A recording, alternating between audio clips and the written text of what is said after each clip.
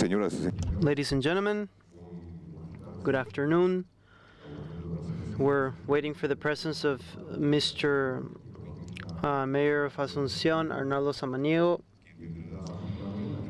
He will be in charge of the resolution, which is municipal interest.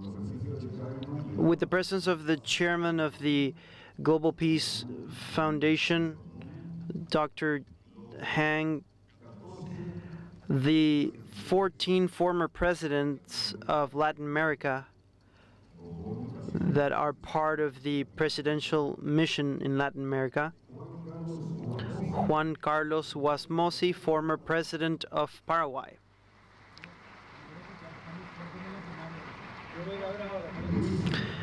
Mr. Luis Alberto Lacalle, former president of Uruguay, Mr. Benicio Cerezo, former president of Guatemala, Mr. Raúl Cubas, former president of Paraguay,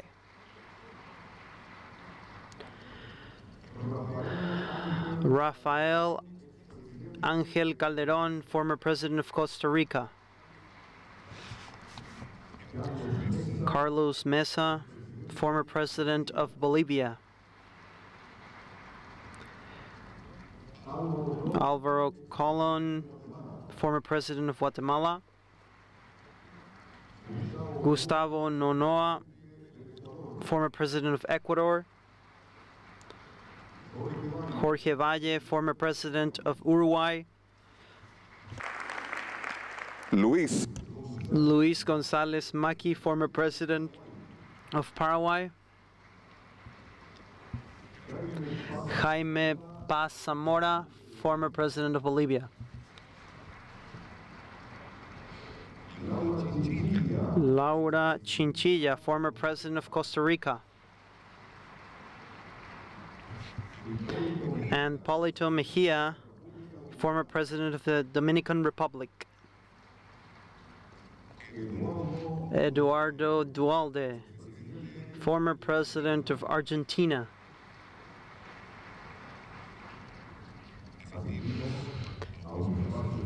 we're here in a very important space with 14 former presidents of Latin America, which constitutes the second summit of the Americas of the presidential mission of Latin America. Ladies and gentlemen, we'd like to highlight that due to the resolution 2705 of the Asunción's City Hall, the mayor Arnaldo Samaniego says on Article 1st to declare as a municipal interest the second summit of the presidential mission of Latin America that will be held on the 19th, 20th, and 21st of this month of this year.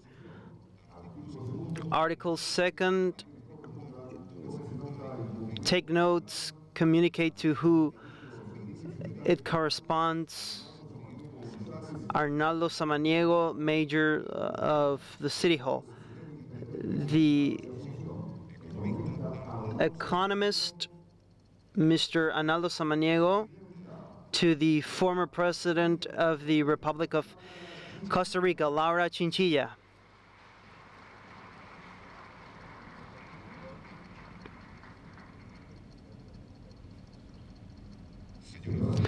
Ladies and gentlemen, this plenary will be moderated by Mr. Olinda Saliego, citizen builder, ambassador of the Red Cross in Guatemala, very active in political causes, formative environmental and social causes.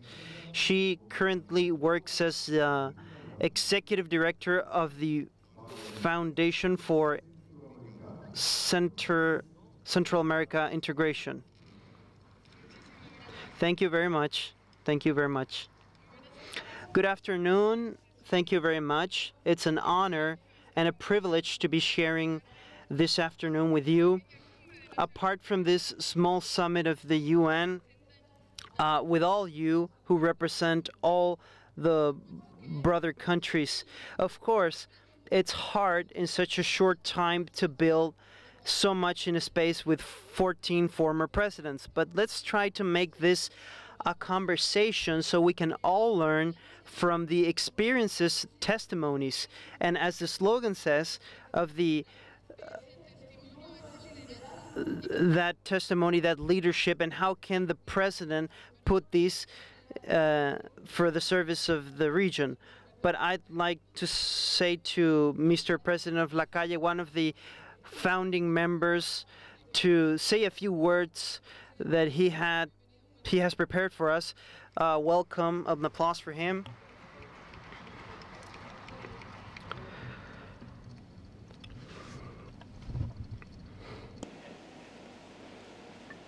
Señor Mr. President of the Foundation Global Peace, Mr. President of the Presidential Committee, Mr. Cerezo, and my dear friend Olinda Salgueiro of the Foundation Quipula. I'd like to greet Margaret and Juan Carlos Sanchez of the Foundation Zambrano of Miami, which are here with us today. They're very excited to do things. We have done things this year in Miami with the generous hospitality of Jose Zambrano regarding these topics, and we hope that the relationship will be very fruitful in the future. Last Sunday, who went to Mass, you will remember that the Evangelium was one of the deepest and profound regarding what was said, which is the Evangelium of the talents. I will ask for you as much as I have given you. And we qualify these people regarding on what they have done and what the Lord has given us. Don't be scared. I will not go into religious aspects, maybe in the future, but not now. But I think that the presidential mission seeks to fulfill how much do we have to do in comparison to what we have. All of us as chief of states, we have been at the helm of the administrations. We have lived the circumstances that we had to face in the region, in the world, and in our countries. But when you embrace this sort of activities with commitment and depth, you're always left with a will of doing more. So that's why some of us decided to go to the Senate, to the Academy. So you have a will to do more. Bless this will, because this is what allows you to live. If you don't have a project, you don't live. You could go around life, but you won't be living. And that is how, in this blessed Guarani land, with the support of the Dream Nation and the Dr. Altamirano and all his people, and a lot of people who gave their best, the idea of the presidential mission was born. I'm saying this is not the circle of presidents, this is not an academy, this is not an institution, this is nothing like that, which is already known and is very common around the world. This is a group of 14 or 15 people that have had the honor of serving for the state as head of the government. These people are at the disposal of whoever wants to use that is not being bought in the store, which is experience. And the experience should be much more expensive than gold and silver. It can't be transmitted. And there is nothing better than listening to a person who made a mistake and try not to make the same mistake again. Or perhaps listen to a person who succeeded to try to improve that success. This is what we're trying to offer. Nothing more, nothing less. This is the special thing that the presidential mission has. It does not pretend to give lectures. We're not teachers or professors. But if tomorrow we have a legislative electoral issue of public companies and modifications, the doctor can give you a hand of the things that we have to do and things that we don't or we can't do. Any of those topics don't have specialists. We do have practitioners. And we're asking you to take advantage of this circumstance. We're offering ourselves to those who want to receive us, whether it's the government, it's a university, a political party, or maybe another study center. All of them are invited to choose the presidential mission. And the presidential mission will finish the list that will be about what topics can we talk about. In the judicial power or the judicial branch, we have experts of first level in the Supreme Court of Justice. We also have the deficit in organization-wise of political parties. We don't want to teach. We want to convey an experience. We want to convey or transmit what we had to deal with.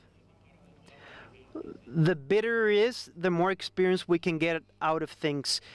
So, just like that, my friends, I just wanted to point out that the scope that the mission, the presidential mission has. The title of this plenary says Leadership for the National Transformation, Integrity, and Innovation. I think that we can offer integrity with the experience and also the capacity of innovating, which oftentimes was a sign of our government. Maybe at the moment or at the time wasn't well understood, but through time we were given the we were right. So we're at your disposal to be a peace instrument. We're at your disposal to be instrument of progress. And those who work for peace are sons of God. Thank you very much, President Lacalle, for that speech. And, well, as Latin America, we are in a time where we have more periods of democratic governments, but there are lots of differences in political sectors, in academics, and entrepreneurial. So democracy could be in crisis. Beyond that, that has to do with ideologies. And then I'll also be asking some of you to answer certain questions. But I'd like for you to focus on that leadership in order to transform the national reality and taking into account that we have to see ourselves as a group. And I'll address Mr. Calderon. What do you think are the background problems that put democracy in risk in Latin America? Well, first of all, I have the pleasure to be with you here. I want to thank the Global Peace Foundation and the President Presto Cum for carrying out this initiative and for giving us the support that's necessary so there can be a voice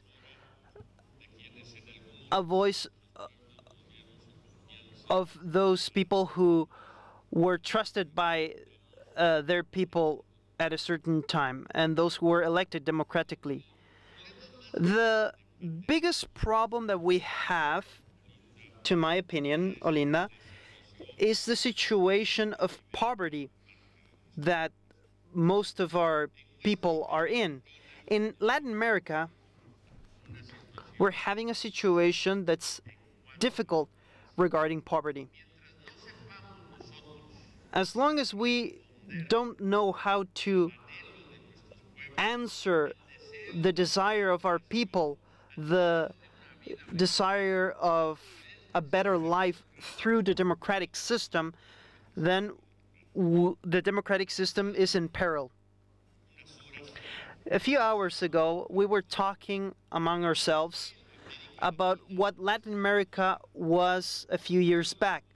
I had the chance 35 years ago to direct with the Mr. President Carazo of that time the foreign policy. All those years back, we were nations that were governed by a president, a civilian president, who was elected democratically. The rest of the nations were under dictatorship. And then there was an amazing change in our people. Even here, we're being represented by people from the government that were elected democratically. I'm saying that Cerezo is the one with most seniority. He's not the oldest because he was elected in 1986. Now Chinchilla was elected in 2010. She's the youngest of all. There's not a single doubt about that. But how beautiful it is to be able to say that we're here in a lapse of 34 years in a Latin America that's quite different. But if that Latin America that has democracy does not respond to the wishes and to the poverty problems that we're having, if it doesn't respond with a better education in order to overcome poverty, we are putting in danger our democracy. Thank you very much, Mr. President. And that risk of democracy also leads people to pull away from the politics. If you ask young people nowadays if they want to get involved in politics, you'll probably get an answer saying no, because politics for them is something so dirty that it's not worth getting involved in. Mr. President, you're also characterized by bonding with the young people. How do you think we can motivate a participation? How can we get politics with a capital P to make it an instrument to transform the reality of our countries? Thank you, Olinda. Thank you, all of you here in this room. Thanks to the former presidents. Every day we're more people. Thank you for the opportunity of participating in this meeting. Today in the Mayan calendar is Hash, which is a symbol of liberty. And the Mayan conditions in that time said that the leaders should have a tihash on their hands to lead their people. And that liberation in these golden times, I'd like to touch upon a point to reflect. I had my first computer when I was 32 years old. My granddaughter had her first one when she was 2 years old, her first tablet. Latin America is in conditions of having its century. It's in ideal conditions to be that continent that is a producer, seller. We have a capacity of producing food It's amazing. These areas will be the ones that will provide more food, and food will be a strategic point of humanity. And this reflection of young people is that gap, generational breach between my father and I was the color television.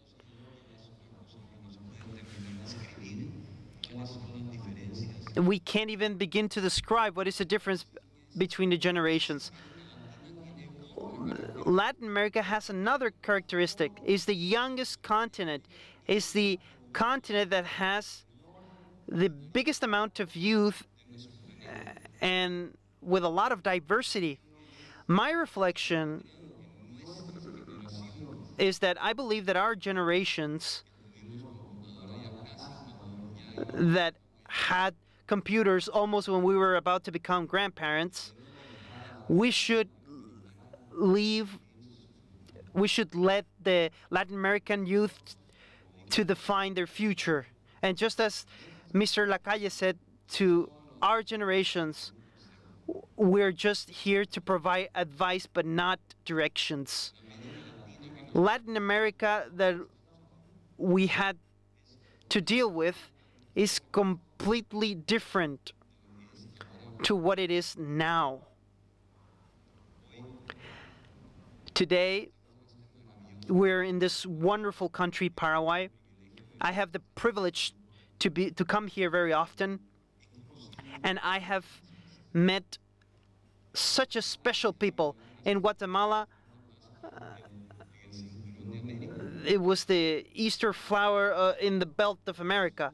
Paraguay is the heart of the South. Everything that's good and everything that's bad will go through Paraguay to connect with Brazil, Argentina, Bolivia, Peru, etc. This wonderful country that has very low population density has amazing opportunities. And I see simple people, just like we have in our country in the 60s, where you could even walk freely around the streets, where the houses did not have locks, where for the first time in 14 years I've walked without security and felt happy as a young man. And I think that youth, that Latin American youth, is our greatest treasure. And if that youth is not taken care of, if we do not protect it from dictatorships, from wars, like the case of so many dead people in Guatemala, if we give this to the new generation, Latin America will go backwards. We have to go forward. Latin America is having new models of government. We have to study them. We have to know why they are succeeding or failing. And the former presidents, we have great experience and we can say a lot of things. There is no image to look after. We've had an experience of what it's like to rule a country. And that richness, which I didn't want to mention this morning because I was overwhelmed by hearing my colleagues, the message that I'd like to give is that the youth of Latin America deserves to design, build, and to see its future. And we should provide advice when we're asked to. But the factor of success of Latin America is the youth, young people, because this situation is not the same. Young ones nowadays don't have the same privilege of having lunch with their parents, of listening who was the one who won the boxing match, listening to the radio, or by finding out about the punch that one boxer gave to another or threw to another on the paper. So through integration and through lots of work, things can be achieved, but if the young people are not behind us, well, will not succeed. Thank you very much, President Colon. Well, the demographic average, which is young population, the youngest population is in Guatemala with 21 years old, and the oldest is in Uruguay with 34 years old. But this is a very important range. Mr. Wasmosy, you wanted to say something? Si bien Even though the circumstances and the moments are ever changing, I wanted to coincide with Mr. Calderon that if in our democracy we don't find solutions for the needs of our people, especially for mine, which is ignorant, those vices and bad things will affect, and the people will try to elect one dictator. So we have to see that strength that democracy needs. In that sense, I'd like to express that to my criteria, the base of democracy is justice. I would like to get the input or experience of all these presidents. How was the confirmation of the Supreme Court of Justice in their countries? The development, the difficulties. Here in Paraguay, we're having those difficulties. I want to say that I started as a civilian president with a new constitution, but to my criteria, there is still a part where the Council goes to the Congress and the Congress goes to the President, so there can be one member of each part. A president told me how lucky you are to make a court that is adjusted to you, and I told him that we Paraguayans have little political culture. If we take all the best men, I'm not saying that we're going to grow. Democracy will not grow due to the lack of political culture. Well, ladies and gentlemen, we have to be cautious, and I'm telling this for the current governments. Accept the experience that we are providing you. I understand that the circumstances and the cases were different, just as the President said, but what is lacking is that transmission of experience. The presidents are always thinking that they know everything, that they don't need any advice. We're here just to say things, and we want for you to listen to us. And if it's good, maybe you can apply the things that we did right, and if we made mistakes, try to avoid those. Thank you very much. Well, in such a short time, you can see that there have been several subjects: youth, education, democracy as a political system. And I'd like to ask Mr.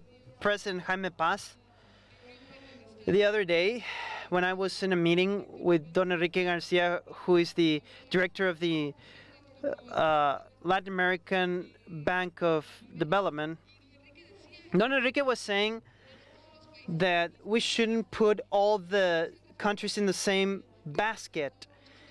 And there were several references talking about some of the positive things. For example, Bolivia has one of the biggest indigenous population. How the inclusion of ethnicity is working in your country. Olinda, thank you very much for the words. Thank you very much for being patient enough to listen to us.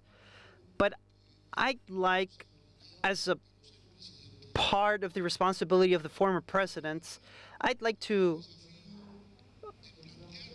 address the challenge of presenting new paradigms, new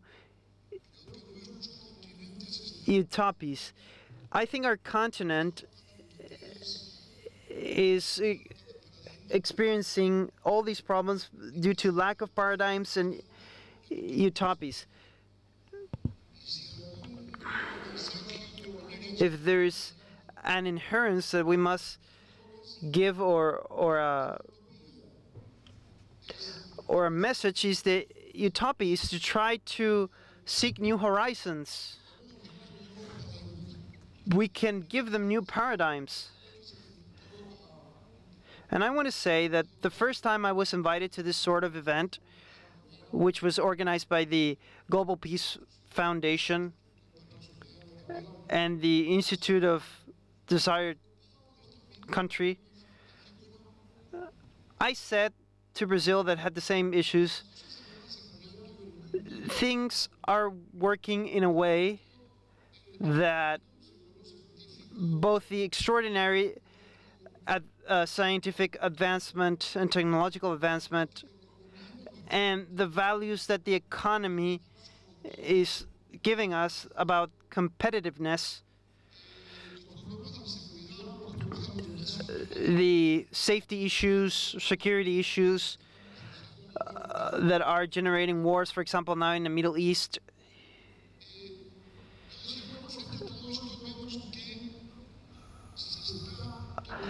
I was saying that we are affecting the values of humanity.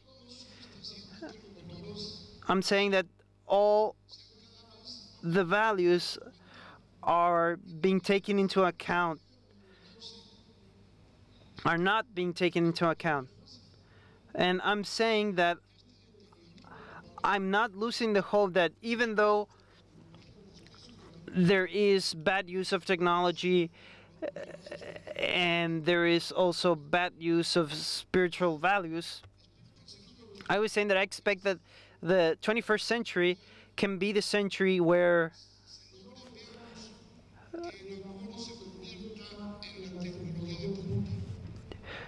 that love can be the cutting-edge technology.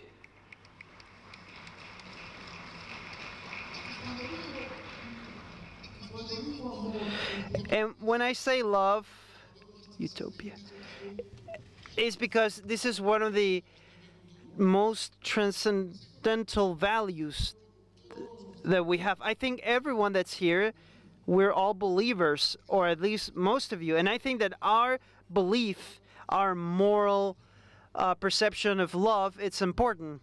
Now, of course, the problem is that love should be the cutting-edge technology, and we have to make the 21st century see that. The problem is that love,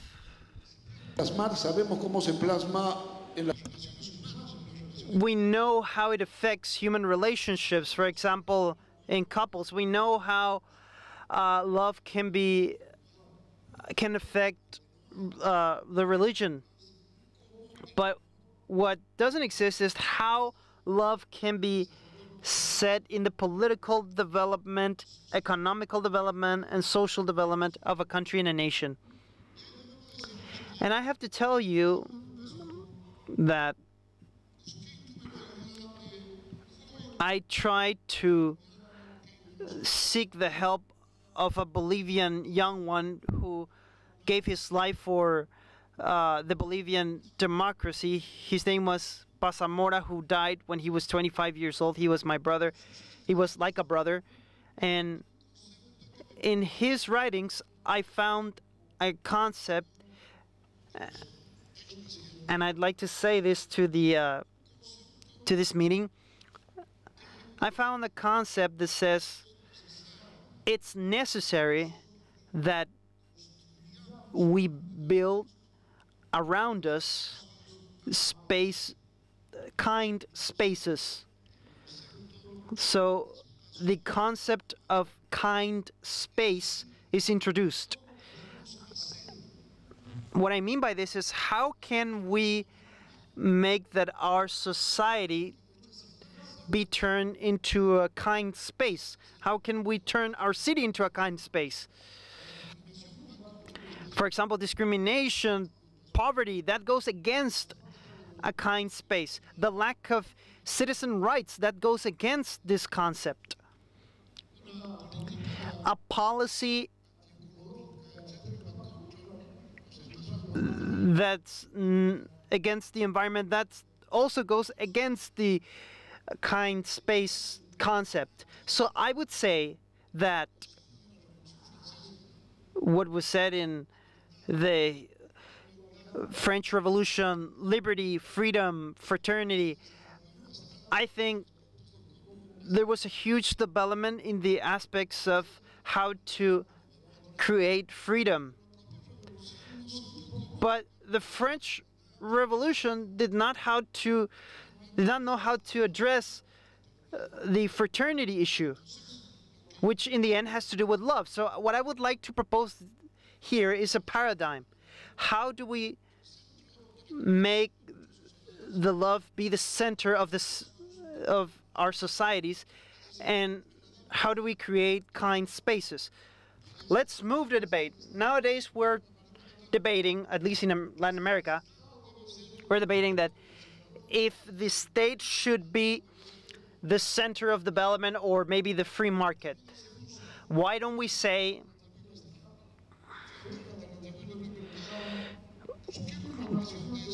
let's try to make kind spaces and make sure that love and everything that comes out of it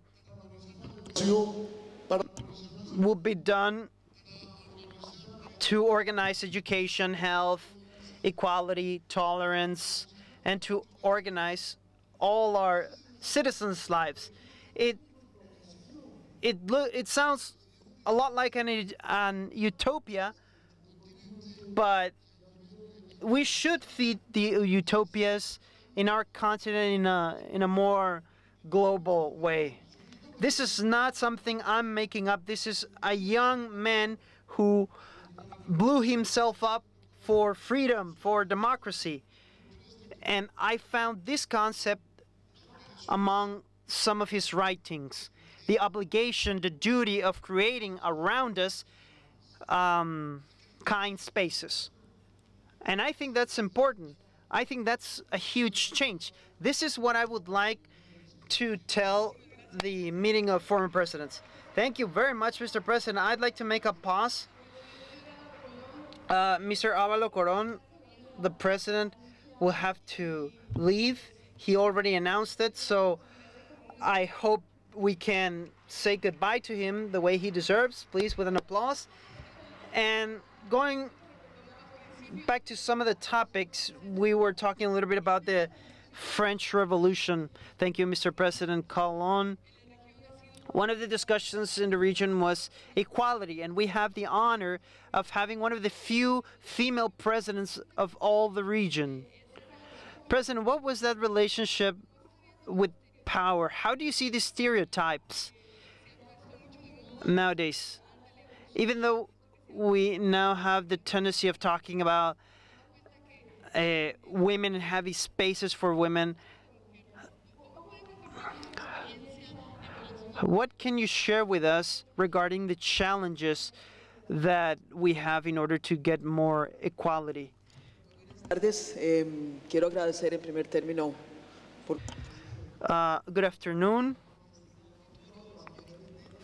I wanted to thank the mayor on behalf of all the presidents,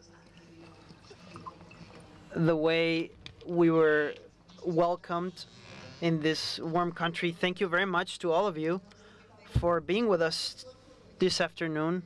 And in this effort, de experiencia, de which I think that has a lot of experience in it, and humbleness and generosity. I love the way this forum started, because the concepts that we've been reiterating are concepts of solidarity when we talk about poverty. We also have the concepts of compassion, of fraternity, and even the concept of love. This was also present here. So I truly think that somehow we are aware of the beautiful intentions that are behind this convention. I congratulate the presidents that mentioned these. Regarding equality, and since tomorrow I'll have the chance to talk about gender equality, and I hope you can all come here to listen to me, I would try to talk a little bit about poverty, competitiveness, sustainability, and what's essential that worries us in the region. Because we've had a change in paradigms in development. And development is different to what it was before. It's not enough to just talk about the GDP of the country or to talk about the material richness of the nations. Every day we have more development as a mixture, as a delicate balance of factors that fill the spaces, not just material spaces, but also intellectual, social, and spiritual. There is a factor that is fundamental, and somehow I think this was anticipated by one of the questions that Olinda said to Mr. President Colón, who just left. Just as Mr. Colón said, if there is an asset that is fundamental to our countries, to our nations, is the young people, that young human resource that we have. What they tell us today is that it doesn't matter if a country is big or small. It doesn't matter if a country has a lot of natural richness or the richness that is really built is the one we have when we talk about human resources. And we've been having a golden decade in Latin America. Some people are saying that this will not be repeated because there aren't any projections like the ones we had the last decade. We also have a challenge of the growth. We still have a poverty sector, but we still have a vulnerable sector that will go backwards in some moment. But Latin America, in that procedure of growth, did something fundamental, which is to understand the value of education, understand the value of investing in its people, because any challenge that we might set, the challenges of weather or climate change and the importance of sustaining the environment, the solidarity challenges, the love challenges, all of them, without a doubt, will have as a response the investment in education. We have invented as a social instrument to generate richness and to create understanding among human beings. So the message that I wanted to give, Si bien es cierto, if that when we look back, we see what has happened in Latin America. We have reasons to be optimistic. And when we look forward, we have challenges and some clouds or storm clouds. But we have a lot of potential. We have young people, and we have the great will, which is transformative from the investment in inclusion that will have to be sustained against all odds within the next years. Thank you, President. Well, and without a doubt, we're all learning a lot, and the region has certain challenges. Education, that sustainable investment on education leads us to ask ourselves, how can we make collective agreements, nation agreements that could allow us to carry out the objectives? Not long ago, an entrepreneur in the United States was saying that he was surprised how little was the solidarity from Latin America, from the society, and some of the steps that had to be taken. So how do you see this, Mr. President? How do we make more progress in the agreements that we have? For example, Uruguay is one of the prominent countries that are very well in education-wise. Look, we are like the old people from the tribe, except for the president of Costa Rica. Then the older ones, we are the old people of the tribes that get together to give our opinions. And we have that virtue, just like all older people.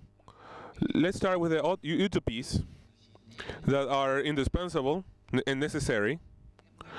And then after that, and then we come to the land, to the old pragmatism.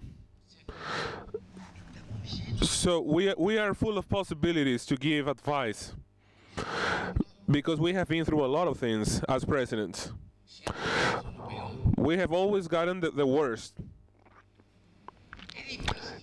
It is difficult to give advice. It is not easy to give advices. The first questions that a president in duty is asking is what the advices, what should he do? And he says, why didn't you do it? So one practical thing that we can still tell people, so not just presidents, but ourselves and all the world and everybody. When the sun rises, everybody goes out to work. I hope that's the way it is. And when we go out to work from our houses, it's as if we were exporting our knowledge, our work. And if we manage for someone to buy our knowledge and our work, then we bring home things that we and our children need to live and to grow, to get better, to improve our lives. Because all the countries are the same, just like the families. Right now, we in America, the first thing that we need to try to do, practically, is to try to be part of the new world that is being born. 10 years ago, some people in a country of Europe or in other countries of Europe, there was a country with a terrible crisis. It was a big disaster. All the youth were out of work. In 2004, they started a new product that 10 years later landed on a comet, where it sent pictures from there, and where it says that they discovered some bacteria and some signs of life. Also, a few years ago, because this is what we saw. At least me, I in the morning I read what happens in the world on my tablet. There's no more room. There's no more time.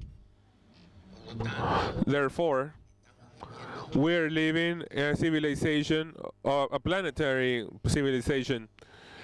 And if we in America, it doesn't matter how many young people there are, it doesn't matter how much expectations we had and how many utopias we dreamed of, and we don't integrate that world that is moving at a very that is moving at an unmeasurable scientific speed, then we are left out of the picture.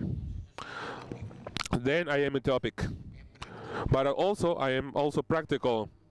Quick, we should integrate the world quickly, because since we are not producing that science, not yet at least, and that technology at least, not yet at least, and also not a philosophy. Well, as somebody said, let them invent, but we're going to get in there too, because if we stay outside, you see what happens with our young people now? They are divided in two categories. The ones that learn and the ones that know and learn leave, and the ones that don't, they suffer.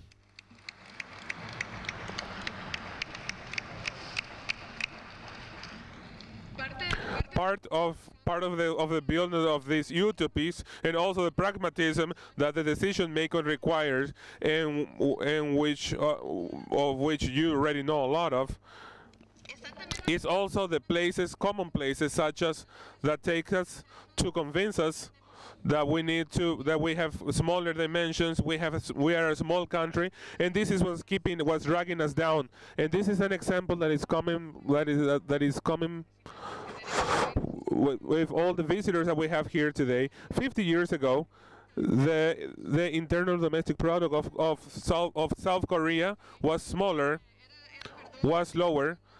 than all other than Latin American countries. It was lower than all the Latin American countries. However, and now with technology that was mentioned here, right now South Korea is registered more patents than all the Latin American countries combined. So if there is one thing that we're not doing in Latin America, is to promote the creativity, so that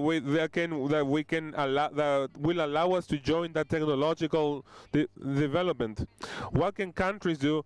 How can we convince ourselves that we have spaces? There are many people that have identified themselves to see environments that are convenient for the development of technology in Latin America. I get the impression that the challenges related to the innovation and creativity that are related to education in quantity, and above all education of quality, are met with some realities that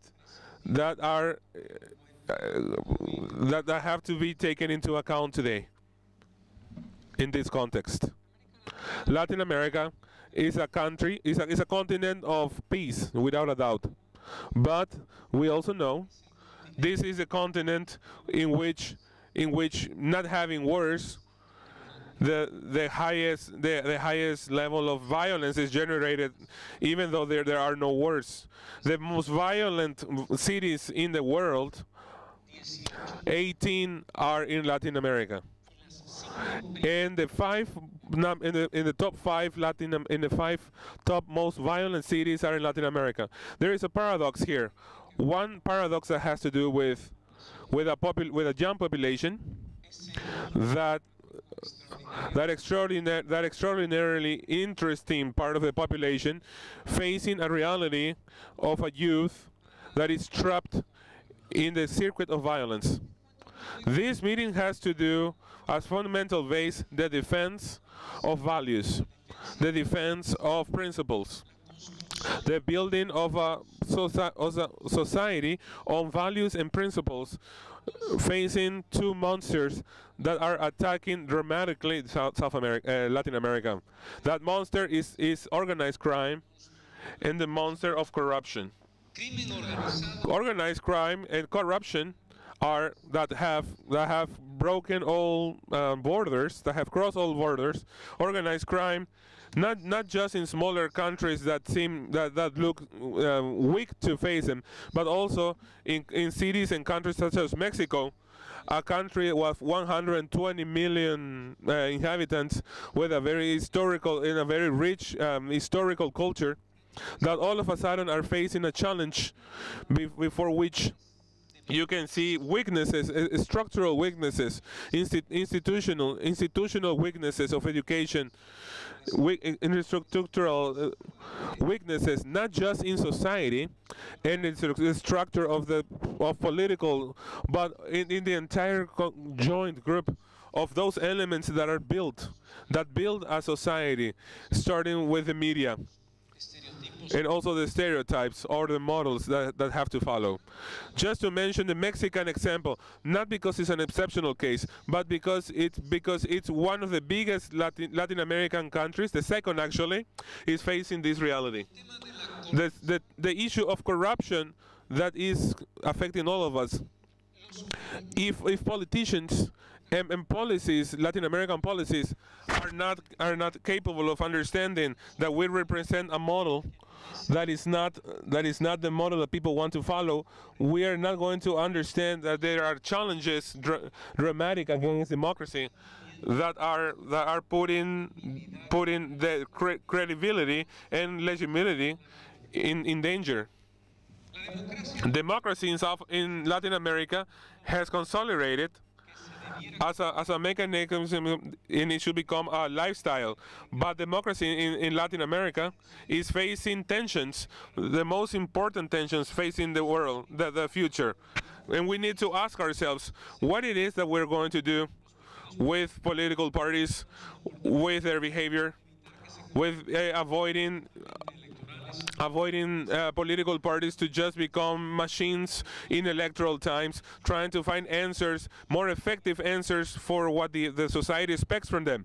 But something that's very important is the processes of integration that are part of the historical challenge that are happening here. Like President Dualde was saying, these are unavoidable roads.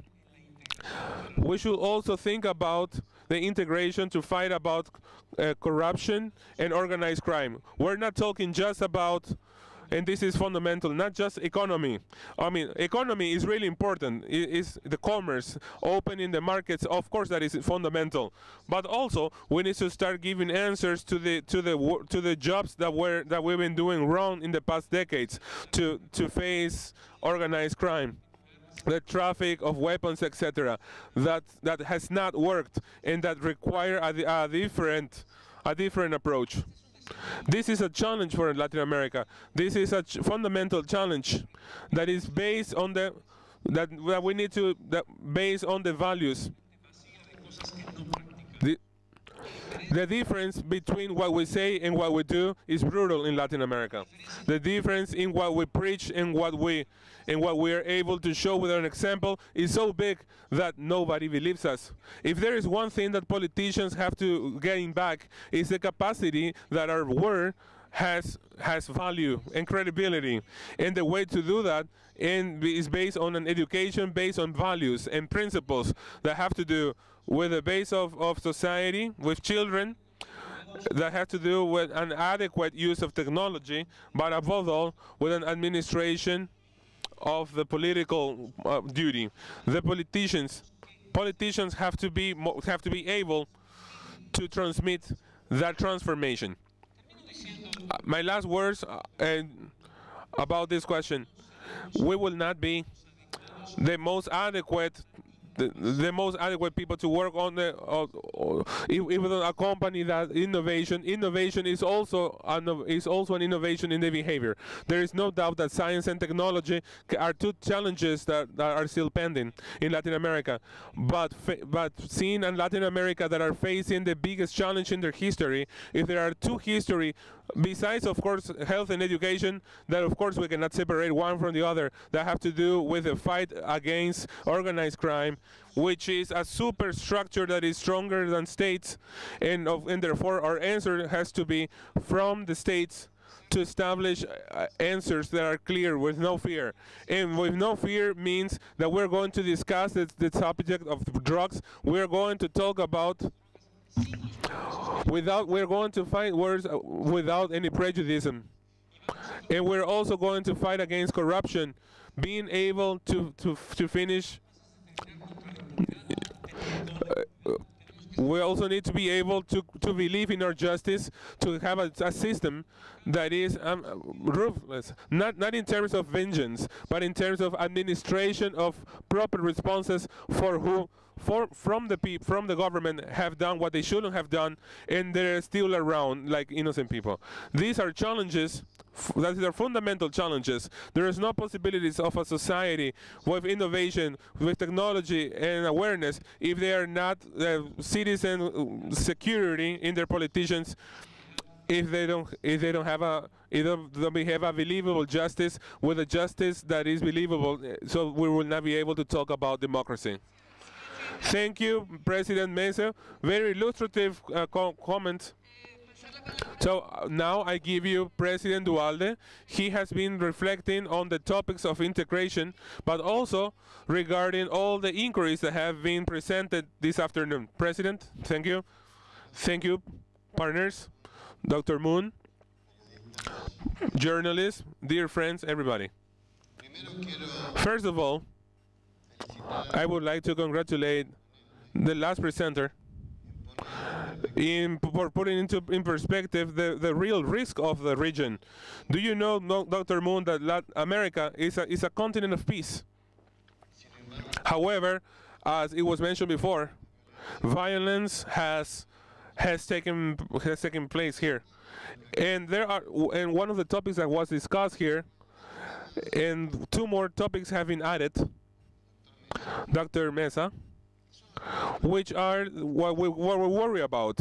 We are the continent with the highest imbalance, the biggest imbalance. We have known that for 30 years, and for 30 years we've been talking about this. So let's get to work. What do we have to do? I've been saying this unsuccessfully. When I was the governor of my province, the Buenos Aires province, and this is a success that did not continue, to guarantee the people the guarantee to own land. It is a shame that in this Latin America that is not fully populated, people have to steal a piece of land to build our life project. This is shameful. It's a defect of our predecessors, and we need to finish that shameful. And it's not even expensive to do. It's not even expensive to do that. Do you know how much it costs to lose your roots in your land, to leave your land because you don't have anything to do there? Of course, this is not only being linked to your land. This is also it's about generating jobs and more work. When we talk about organized crime, this is the highest risk that democracy has in Latin America. It's not 30 or 40 or 50 years in which the United States has believed that the phenomenon of the drugs will be solved after the war, and since Nixon that declared war, and then after 10 years after that, they said that they had lost it. Well, they said they lost, but then Reagan came, and he doubled the bet. He doubled and he also lost it. We also lost it because the mistake is to believe that the topics of men are solved with violence. That is a basic mistake. In my case, I've been saying this to the President of the United States, first to Vice President Quain. I was 35 years ago, I was pretending to have an alliance, a continental alliance, to deal with the phenomenon of the drugs. And then when the first Bush came, in those times I was vice president of the country, and I told him the same thing. I said, attention, we're wrong, because the problem is the men. The problem is not the inert element, which is drugs. No, the problem is the man. And now when everything is falling down, when everybody knows the truth, when there is a paradigm in the United States, because President Obama is acknowledging that the President of the United States says that he's fighting with an arm that is tied to his hand, because the budget he has for the prevention and dealing of drug addicts is miserable, then it makes it clear how bad this problem is. But luckily, the paradigm in the United States changes. But when that happens, there are other. Why are people? Because they're not giving importance to what universities in the United States have been saying. All the most important universities in the United States were saying that the problem is not solved with violence. But as we know, politicians, we go ahead with the issue of war. And now when everything is falling down, when everything we know is not true, then why don't we ask the universities if we need to set the drugs to make drugs legal? And if we change drugs for the legalization of drugs, then we leave the most important topic, which is men. It's always been men. Men in his problems, because this world is more materialistic every year. More new generations that are not as the other president is not. women used to transmit culture. The mother, the female teacher, the second mother in the school. That's in our culture. That we use humanist. And today we need to talk about to gain back a power that, which is the moral power. Because if we don't get back that power, science and technology are advancing at such a rate, and we don't notice that our children, so capable of using these technological devices, they should also carry moral values. And also the other problem, the problem that really that has to do with values, the corruption problem that is installed in the bigger or small scale in each of our countries, and along with organized crime. I can tell you now, and I am writing a book. So, and this is a book that I'm writing on this topic, and that topic is the corruption related to drug dealing. That book is going to be called Thinking About Clinton. Is the man stupid? It's not violence. It's not the legalization. It's taking care of the new generations that are with the truth completely twisted, with no future. So what happens in my country, that I'm sure can happen in our neighbor countries, is very bad. So if we don't get it back, the future is not going to be the future that we want. Thank you.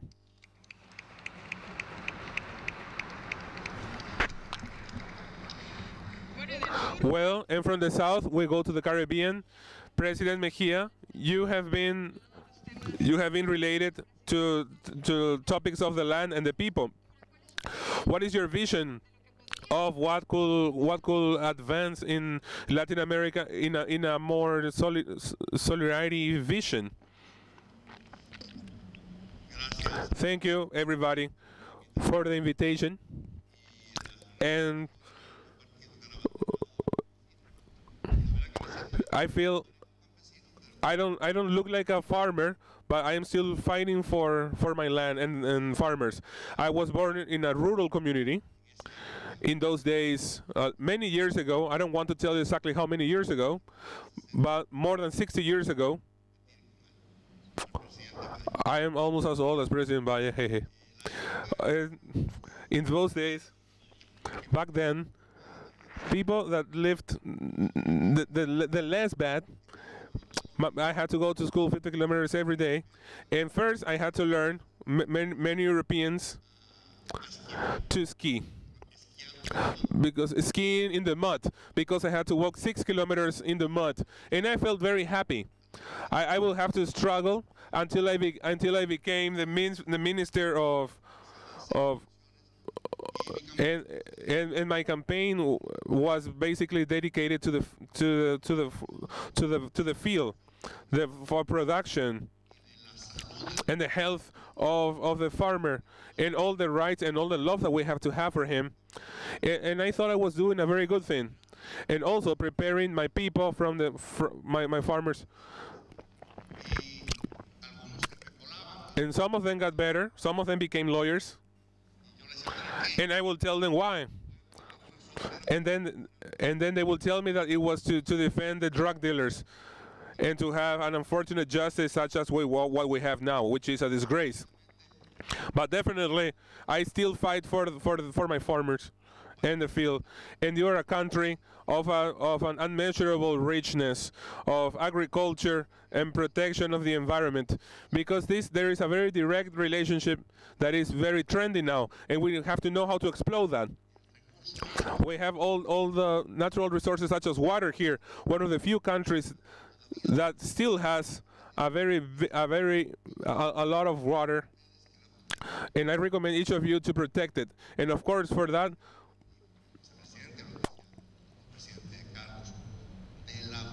the preparation of the education, the formation of our professionals with a conscience, that we need to protect this environment, ecological environment, even though it's very trendy now without knowing. But we need to be convinced, and in your case, if you let me make this recommendation, please protect this environment.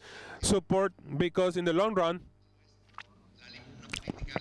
the food policy is the most important thing in a country that has nothing to eat. In the organization, everything that has to do with the prices, everything has to do with us. And for them, we need to defend our producers, and we need to demand the countries that buy us with respect. A while ago, I was sharing with many of my friends, especially with Mr. Moon, when I was talking about why Taiwan, why Singapore, why Korea, why China also, why India, big countries and small countries, because human resources were respected and they were prepared. And then they face, in many cases, many people. It has caused me a lot of problems and a lot of sacrifice, and an eternal problem with people that steal money from the state, that we need to use justice. The institutions have to work for the welfare of everybody. As everybody has said, there are big problems that shouldn't happen. But I recommend you to, as a farmer that is convinced, and I still live of that, and I'm still, my children are professional, and I hope my grandchildren, I hope there are some lawyers, some of my grandchildren are starting to be politicians. So luckily, they will give us some answers. Why is it that young people don't participate? They have gone to an American university, and they are struggling. They are still. And my grandson is saying that he would like to continue, and I feel very. People that are related, do not leave the land. Do not abandon your environment, because education is the future. We need to insist that the money of the state, that people that steal money should be punished, and this is a war that I will be fighting against corruption, so that the state and the government can enforce this law and justice. In many cases is doing, but we need to insist on this. And I will not be quiet. I decided to do this. Unfortunately, there is violence, but we have to insist on this, and we need to continue working and fighting against this. And I mean, producers, big or small, do not change your mind. You have the most noble, which is to feed a population, rich or poor, but to feed a population. Thank you very much. Well, the topics continue on the table. Mr. President González Maki, the World Bank has said of the internal product, the 3% is only 3%, 27% industry, and the rest in the service sector. How can we go towards this global towards economic world economy? Well, first of all, thank you very much for the invitation. I am a child here in front of all of these other people, so I am learning from them. And actually the three Paraguayans that are here, Mr. Wasmosi and Mr. Cubas and me, I'm a lawyer, by the way.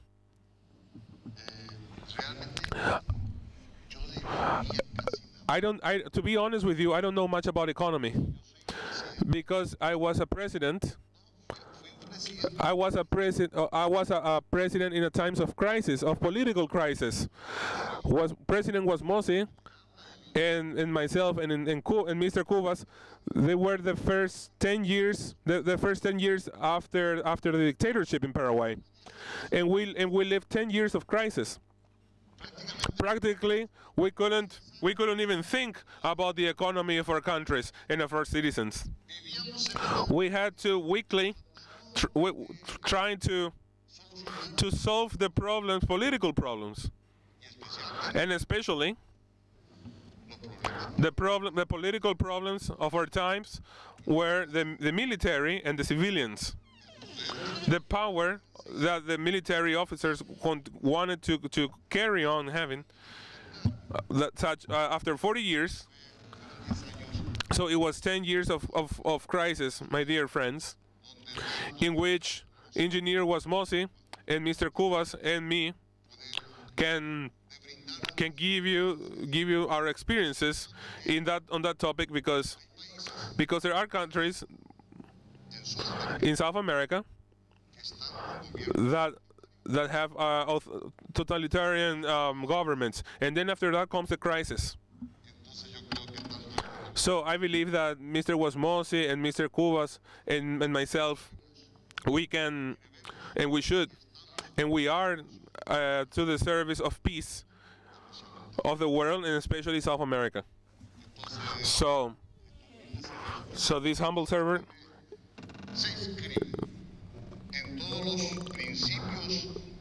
so I agree with all principles that I have heard, that have been discussed in these meetings, in these plenaries, or during lunch. I believe strongly. I believe strongly in democracy. I believe in a Christian world, full of love to our brother and especially our fellow countrymen and our neighbors, because we're all brothers and sisters in Latin America. My dear friends, I am very happy to have you here in Asunción, Paraguay. We feel very proud, Juan Carlos, Raúl, and myself, to have you here. Notorious visitors.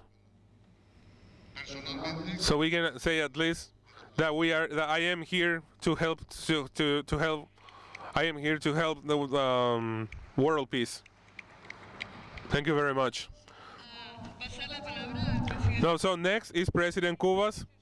Actually, if you think about it a little bit, we are thinking about which is politics. The politics can be defined as the art of ruling the public space that we all share. But if you think about it slowly, in Latin America there are different business schools, very prestigious, but there are very few politics schools. How is it that this is so important? How is it that it hasn't been paid more attention to that? And even to share that testimony, that experience that has been mentioned by President González Mackin regarding the crisis that he had to deal with during his time in the office. So, Mr. President.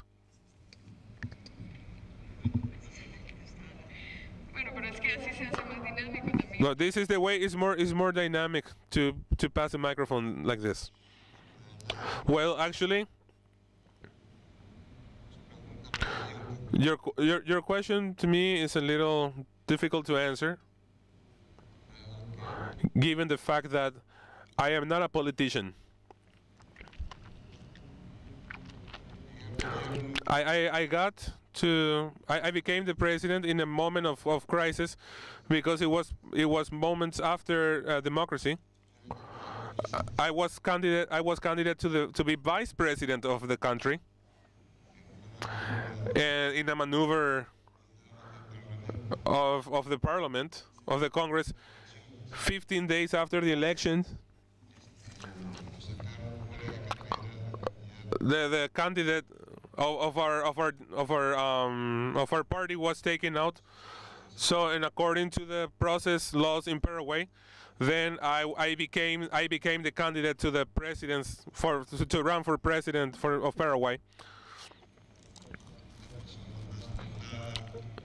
The most noticeable person in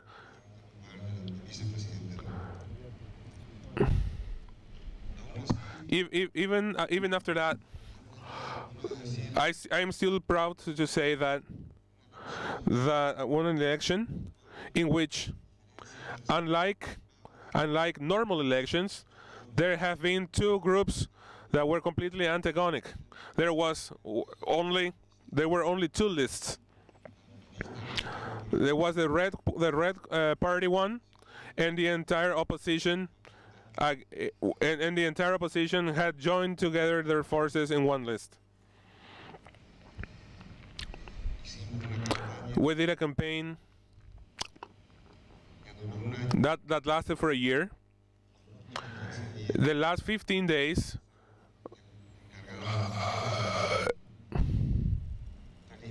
luckily, we won the elections with a total majority for the vice president, for the presidency, and also in the Congress, in both chambers of the Congress. And obviously, politics was not my strong point. The day after I won the election, I will not insist on this topic because all the dead people are good, but they proposed me, Lino, to tell me I want to know how many ministries correspond to me. I get. To which I said, Doctor, you bring me the candidates that you have, and we will choose the best, and if they're good, they will be chosen. This was enough for a single ceremony. The president of the party went to the Congress and gave all his list of deputies and senators, with which we were a total minority in the parliament. We had to rule in those conditions. We believe that what little time we were there, we did a good job. There were lots of progress in Paraguay, but unfortunately there was a problem during a manifestation in which people were killed, and that is more than one person of good judgment should be able to accept, which is the reason why I resigned. So we can say that this country has a lot of possibilities. We have people. We have problems, administrative problems within the government. We had them before. We continue to have them now. We hope that with time things can change. The country is growing. There are opportunities for people, and maybe if we improve the social, the economical, and also the education aspects, we can fix those mistakes, those defects, and really have a country that we all want. A country in all Paraguayans can have a space in which they can have a good life and raise their children and educate their children within an ideal life that every human being deserves. That is what we want for our country. And it's not necessary to be in the government. Right now I'm a businessman. I've always been. And I try, at least I try within the policies of our policy, of my company, to treat people well and to make them feel pride to belong, and to make our employees proud to belong to our company. And I want the same for our people, to feel happy, to feel proud to be Paraguayans.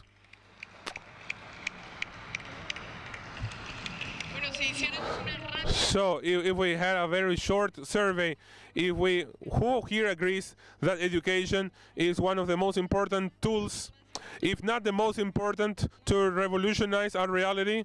I will probably, everybody will raise their hands, or not, right? Everybody will agree that education is very important. So I invite you to Mr. Novoa, the President Novoa, a message from an educator. How can we bring again to our everyday life that education of character that allows us to get back on track that we might have lost? Thank you. The advantage of being the last to talk is that you don't have much to say, but I don't think so. I don't think so. Let's see. We love to blame other people. Somebody's always to blame. Even in children's games, somebody is to blame.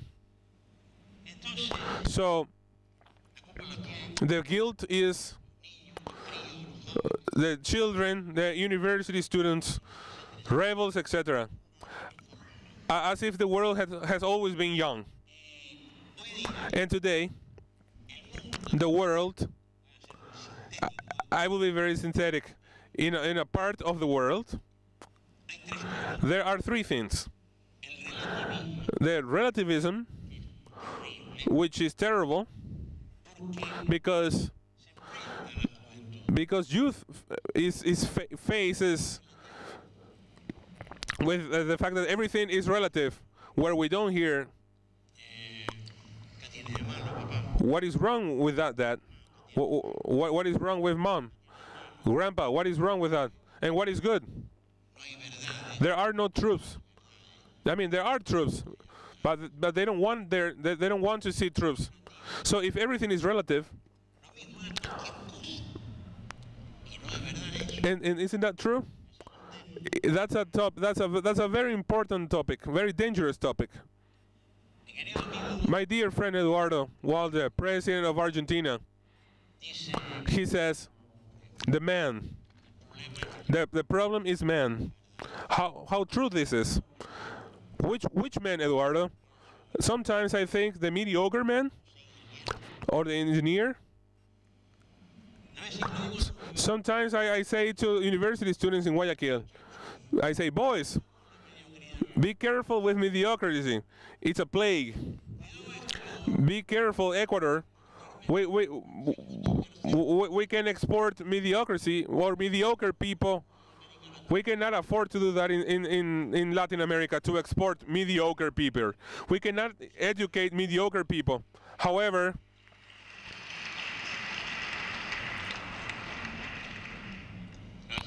thank you. Now, what's the other topic? André Marvaux was saying the human condition. Which human condition are we giving our children, our grandchildren? The human condition that they have in a world in which the truth act as if they don't exist. What do they mean they don't exist? Of course they do. But the values of which we talk about, we hear so much about. Then after that we go to the grown men. The second topic is a no to commitment. Today, young people live in a very short term, and everything has to be immediate. Everything has to be today, right now, today. That no to commitment. Have you noticed that young people, if they get married at around 30 years of age? It's like teenage years doesn't end in the 19s, but it's extended. They live at home, they have food, they have laundry and everything. Teenagers at 30, of course. Why? Because nobody wants to get married. Why will I get married? No. Why? If I live with my why? I got lost. So but we have home, but we have a house and clean laundry, and that no to commitment. Yes. I can answer that. I can answer that up until tomorrow or next month. But to program one thing, I will ask Mario. There are some the youth that succeeded. We tried other things. They should. You program you plan 1 week, and then we will have a good time. But after that immediate life, that lack of commitment of youngsters, in an 18-year-old man or 20 or 22-year-old young man, he wants to get a job in a company. He was told that companies are important, in a very big company. And then he says, well, the manager of personnel, bring me your CV. Well, what the hell is a curriculum? What the hell is a curriculum? I don't know. So hire this man so that he can have experience. How can we ask a curriculum or a resume for an 18 or 20-year-old? What is a curriculum? It's a picture, a photograph. I was born in this place, this year, this date. My parents are Mr. and Mrs. X. That's a curriculum. So you need to there are no young people don't have a curriculum. That's another lie. Young people don't have a curriculum because they're young. Oh, the adult. And third, the consumism. There is a kind here. The first one is relativism, no to commitment, and the third, consumism. They consume everything. Today, there are no more supermarkets. Today we have mega markets. And you need to go with a wheelchair to mega markets because those charts are for all disabled men that are there with a little motor wheelchair. Where are the ice cream? 2 blocks away. Where are the fruits? 4 blocks away that way. The mega supermarket. The mega supermarket. The consumism. There's so much to consume. There's so much to consume that we need to put it everywhere. Consumism is terrible. So the free market is making us consume.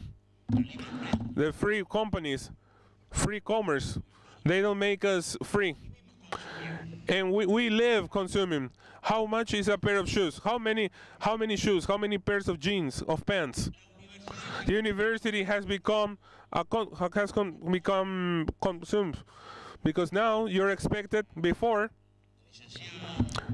you were a lawyer, you will graduate as a lawyer. Now, and you, master? Master, no, I don't have a master's. No, I don't have a master's yet. Go get me a master's. And aren't you a PhD? No, I am not a PhD. Go bring me the PhD. So we need to consume culture. We need to consume universities. We live consuming stuff. And the problem then is in this consumism is that we consume violence. We consume violence, not just products. We also see on TV channels. We see many channels, all these channels, and then a special edition of a channel. And what do we see there? 40 bullets per second. People killing each other, blood everywhere. And since it's full high definition, you can almost feel the blood splash in your head. And you go and you say, "Oh, young people are so violent." And we should ask ourselves, who makes that movie? Young people or us? Who makes the movies? It's older people. Young people consume violence. The consumism of violence. The consumism of a hit in the face.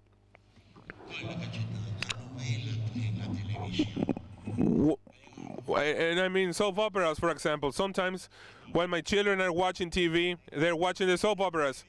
And I say, look, he's going to smack somebody in the face. Violence. And how do you learn violence? How do young people learn about violence? We're looking at 40 bullets per second, people smacking in the face. The kick has to be people kicking each other in the head. So violence, where does violence come from? From consumism. Who creates violence? Consumism. But there's violence even watching children's shows. Children's shows, such as Mexican show Chavo del Ocho, also contain a lot of violence. And they hit him in the head, for example, and the boy goes crying. When we love Chavo del Ocho, a children's show, and we need to also acknowledge that it's a children's show that also contains violence. And we need to ask ourselves, what contains a world of violence? The human being, hypocrite, that handles millions of dollars in television, on projects and products that poison the minds of young people and turn them into what? In a receptor of violence, in a receptor of all these problems, of course. What can we expect them to be? What can we expect? What can governments do? In a given moment, we could prohibit programs of violence, but we can't. But this is a free country, democracy. Where is democracy then? And we love it. And what if we ban all violent shows on TV? What happens then? Then nobody watches anything. Then there are no more good shows. No. The world we're building now is a world built for the adult, by the adult, against the people that are coming after, newer generations. We are building a world against current youth, against young people, to make more money by multinational companies that don't care about people. The man is not important to multinational companies. Dollar, the almighty dollar, is what really matters in the world today. It's not love. It's not any of those things. It's not principles. We have removed that from schools, important schools that used to be to learn how to love your country. The day of the national symbols in Ecuador, for example, have been removed, and now instead Halloween is celebrated in Uruguay, in Ecuador. So now instead of learning how to learn our country, we are learning about witches. And who invented that? The teacher in the school. We have sold the idea. We have sold our hearts. We have sold our conscience. The man, adult, is guilty, is to blame for the current situations. What can we former presidents do? Well, we have to finish this off. We need to finish all this fake hypocrisy off, and believe that this is the way we are educating young people. That this is the way that we are educating the next citizens of the world. We need to finish this off, and we need to finish cutting it with scissors. It's not on the long term. No. It has to end as soon as possible. Otherwise, what kind of world are we leaving to our children? Thank you very much.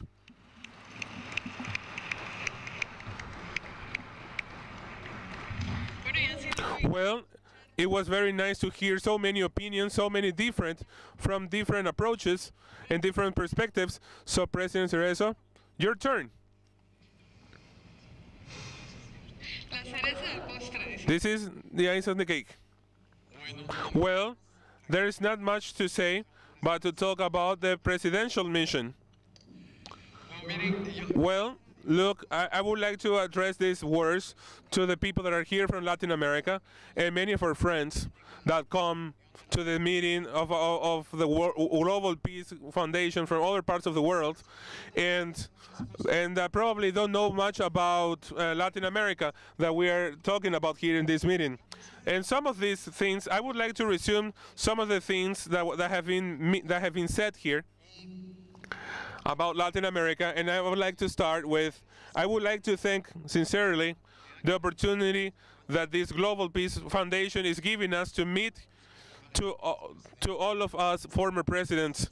The presence of so many former presidents is one of the most important changes that have happened in Latin America. One of the most important changes that have happened in Latin America.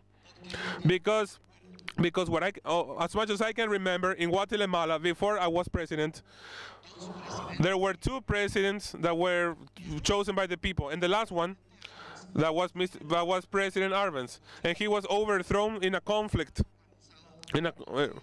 organized by the CIA of the United States and the extreme right movements in Guatemala. And after that, we had totalitarian, corrupt governments for many years, dictatorships of all kinds. And this happened in all Latin America, with very few exceptions. That have been Costa Rica in Central America, Uruguay in South America, and well, a few other experiences that were short. For example, Venezuela, in which after a political agreement, there was an agreement that started democracy in the 60s, and Colombia, in which, based on the agreement, a democracy was built. The history of all the presidents of Latin America was they will finish their term, sometimes 3 months, sometimes 20 years, and their destiny was exile. They will never stay in their countries and meet with other presidents. That will never be done, because those meetings were impossible, because the president will become an exile, and he had to finish his career, or he will have to become a dissident of the system that has just installed after him. And therefore, and to see presidents traveling together in a plane, like we did now with several ex-presidents coming from South America, it was impossible, because in the practice, presidents were enemies because they had been chosen by one or others. Yes. They were never. I will never forget one president, President Mendez in Guatemala, who had elections, but right after that, he was controlled to do what the military wanted. He was my professor, and we wanted to go say hello the day he left the presidency of the students about that day. And when we got there to look for him, the president had left, because the new president, he had gone to the airport and he had left the country because the new president had told him that he either left or he will be killed because of some of the problems that he had. So one of the biggest changes that we have had now in this meeting, in this opportunity, is to meet here to discuss among differences, regardless of the differences of opinions that we have in the last 25 years, can be consolidated to be better and to be the foundation of to build a more development, not just economical development, including equitative, and that can and to help poverty in South America to end. That is the mission of this president mission. We have to know, in case you don't know us, the past 25 years have that are very impressive. We went from being smaller countries that was produced internally and became and made rich just a few families. Latin America has become now rich countries that are past 5 of the most developed countries in the world. It is one of the continents with the highest democratic incomes, and we've done that with our own effort. It wasn't after a Second World War the political leaders that are here seated, we finished with the authoritarian governments or anti-democratic governments, and we have built democratic systems that are letting us every day give more participation to the lower sectors, especially 12 of the sectors. You know who are 2 of the sectors? Young men and women. Latin America, it's a continent where women, which are fundamental for economical development, are reaching the presidency and are taking important roles that were never acknowledged before. This continent is one of the continents that has had the fastest growth. This growth is superior than most of the growth rate that most countries have. Even United States won't be able to reach the average growth of Latin America, which signifies that Latin America in 20 years, along with the tasks and participation of citizens and leaders and hundreds of thousands of people who sacrifice their lives for the democratic process to be able to become something possible,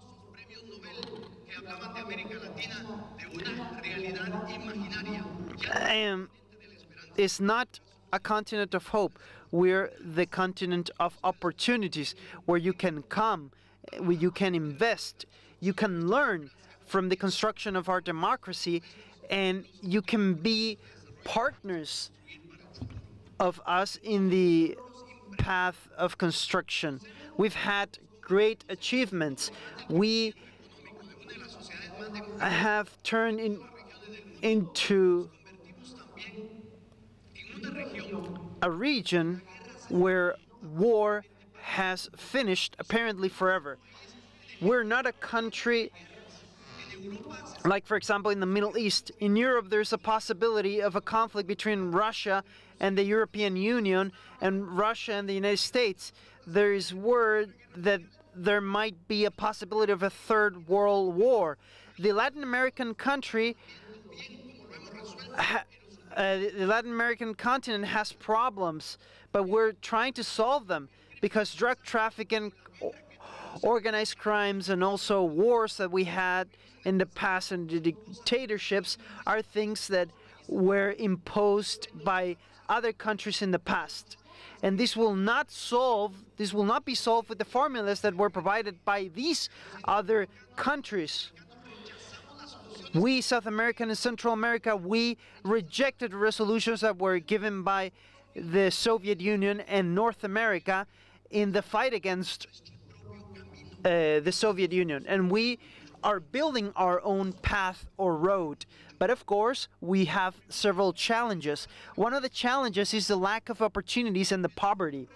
The second challenge is a new educational system, as it was said before, to turn education in a basis instrument to change the structure and the society of Latin America. We have the challenge of solving a discussion that we have right now. What is the best democratic system that we can build?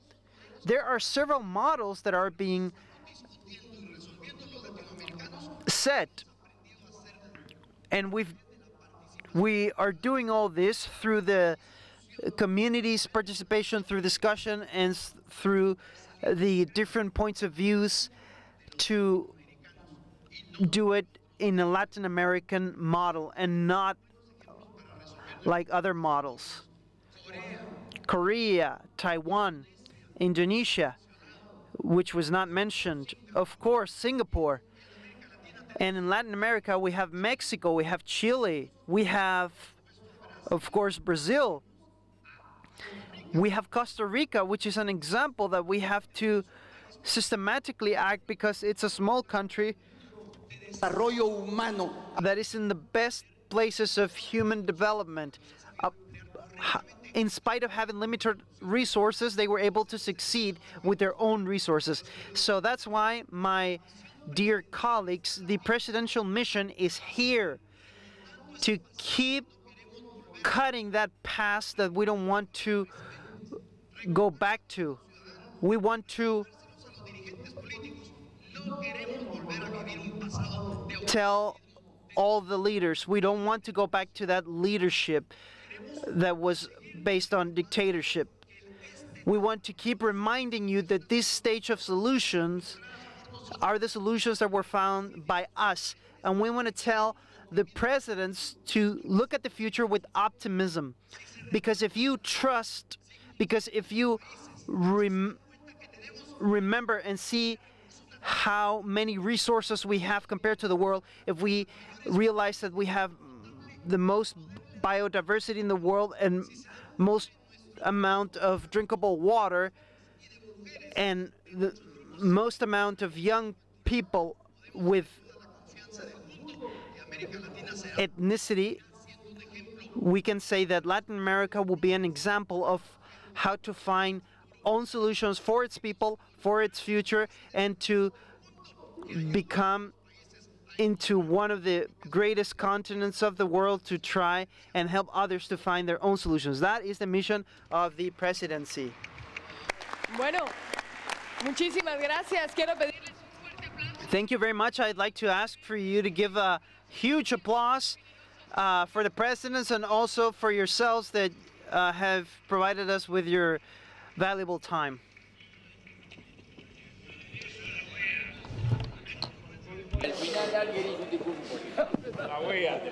Muchas gracias a todos. Thank you very much for participating in this second plenary and the opening of the second summit of the Presidential Committee. I'd like for you to know that we'll have the simultaneous sessions this afternoon. This will start in a few minutes. We'll have 4 simultaneous sessions, and there's entrepreneurial issue with the Libertadores. Then there's the community, which is right next to this hall, the city. We also have the first panel of family in the Copa America room, and we also have the panel of dialogue of religions, which is here in the Center of Conventions. Thank you very much.